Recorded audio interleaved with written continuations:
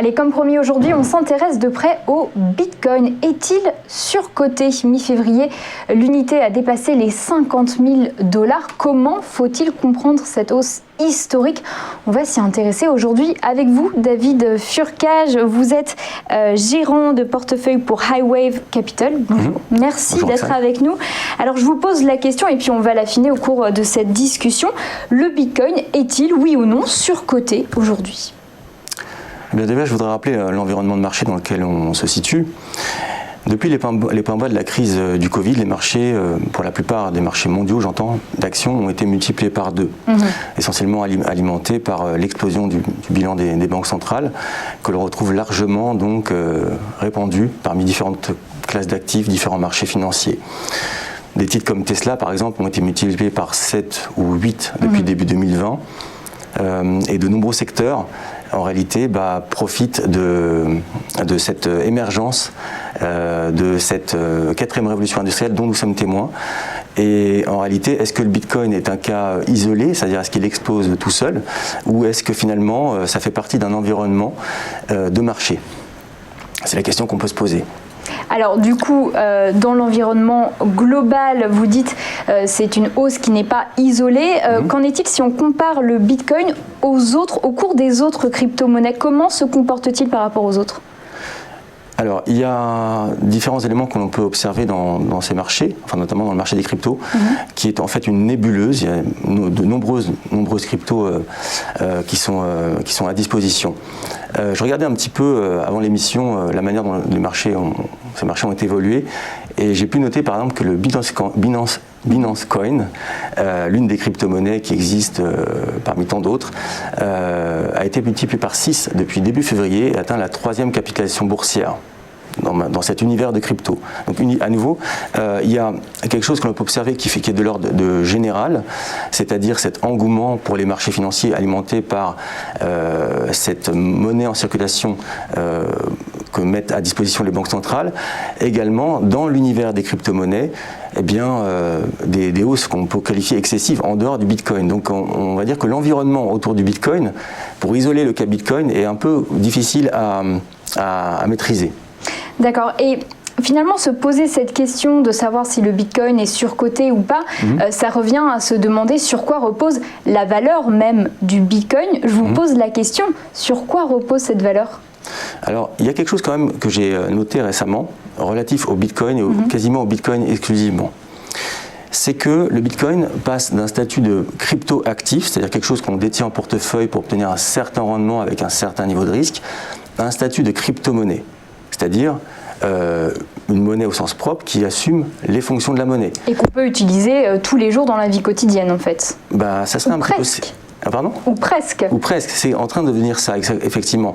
Il y a 3 fonctions qu'assume la monnaie. La fonction de réserve de valeur. À ce titre, BlackRock, le géant de l'asset management, enfin de la gestion d'actifs au niveau mondial, a commencé à autoriser ses gérants d'actifs à inclure du Bitcoin dans les fonds. Donc on a cette fonction de monnaie qui commence à être intéressante. Une autre fonction de la monnaie, c'est l'intermédiaire des échanges. À ce titre, PayPal a incité ses commerçants à inclure l'utilisation du Bitcoin, et ça c'est également intéressant, donc deuxième fonction. Et troisième fonction, c'est étalon de valeur. Donc effectivement, avec un Bitcoin, on peut dire que s'acheter une paire de chaussures, ça coûte tant de Bitcoin. Donc ce qui est intéressant dans le Bitcoin, qui est différent par rapport à cet univers de crypto-monnaie, qui est nébuleux et assez important, c'est que le Bitcoin a cette spécificité de passer d'un crypto-actif à une crypto-monnaie. Et donc il commence à être demandé en tant que monnaie, avec la demande de monnaie qui peut être potentiellement illimitée, dès lors qu'on assume la fonction de monnaie. Pour autant, l'offre de Bitcoin est limitée à 21 millions d'unités. Actuellement, il y a à peu près 19 millions de Bitcoin en circulation. Ouais. Donc petit à petit, on atteint la taille limite. Ça veut dire qu'on est dans un marché concernant le Bitcoin, qui commence à devenir une monnaie, où la demande peut tendre vers l'infini, alors que l'offre, elle, est restreinte à un nombre fixe.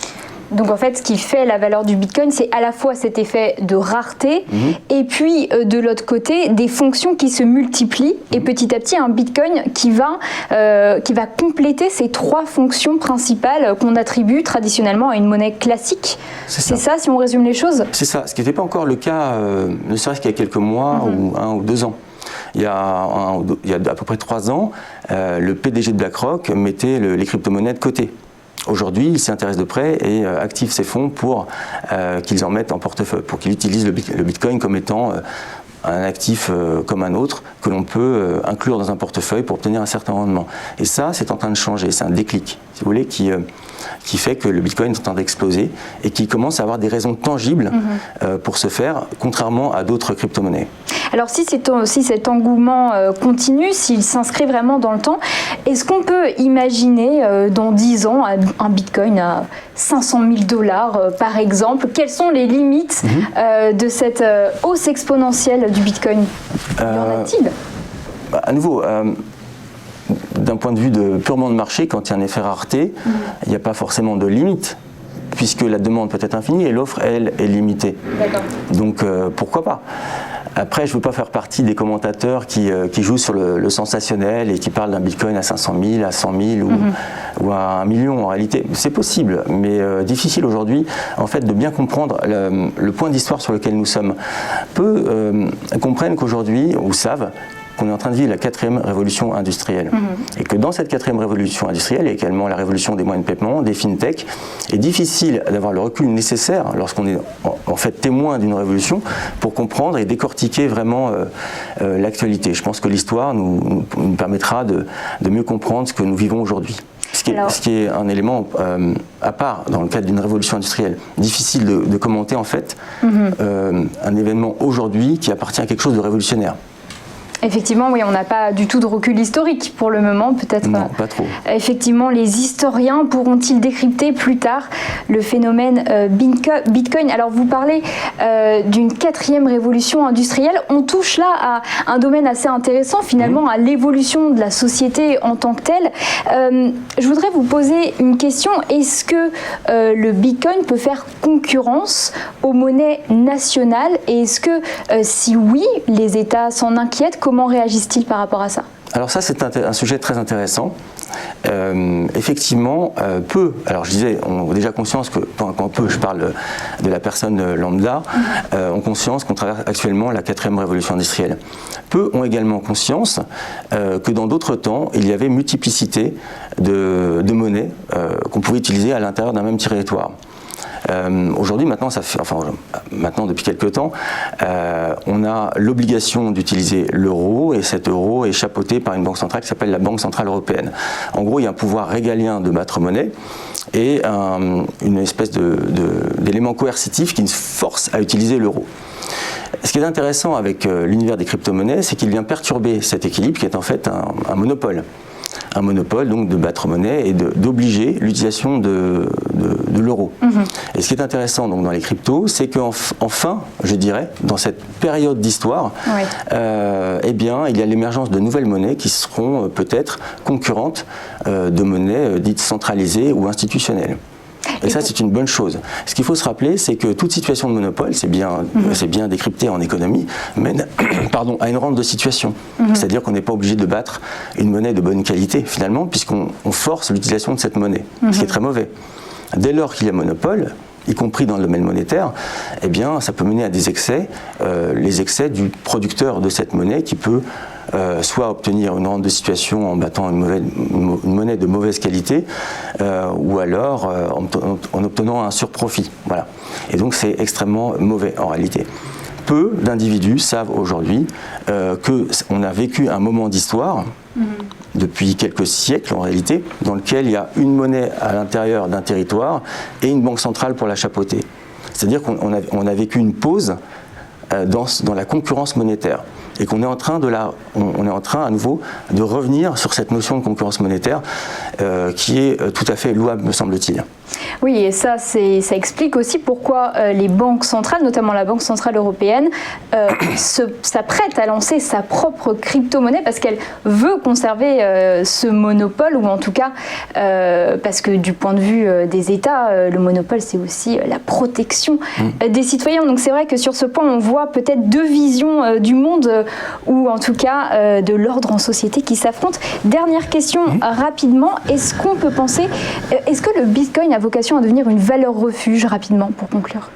Alors, il y a quelque chose d'intéressant dans l'univers de crypto, c'est qu'il y a en fait, comme vous le savez, il y a Wall Street et il y a Main Street. Main Street, c'est l'homme, entre guillemets, de la rue qui en aurait assez d'être dirigé. Et en fait, la monnaie est un pouvoir et une liberté. Et effectivement, cette crypto-monnaie, que ce soit le Bitcoin ou les cryptos en général, c'est la revanche de l'homme de la rue qui peut éventuellement utiliser d'autres monnaies et qui seraient alors des monnaies, comment dirais-je, au-delà du joug institutionnel. Et ça, c'est très important, me semble-t-il. Eh bien, ce sera le mot de la fin. Merci beaucoup, David Furka. Je rappelle que vous êtes gérant de portefeuille pour Highwave Capital. Alors, avant de se quitter, on va faire un point rapide sur la bourse. Ce sera juste après la pub. À tout de suite.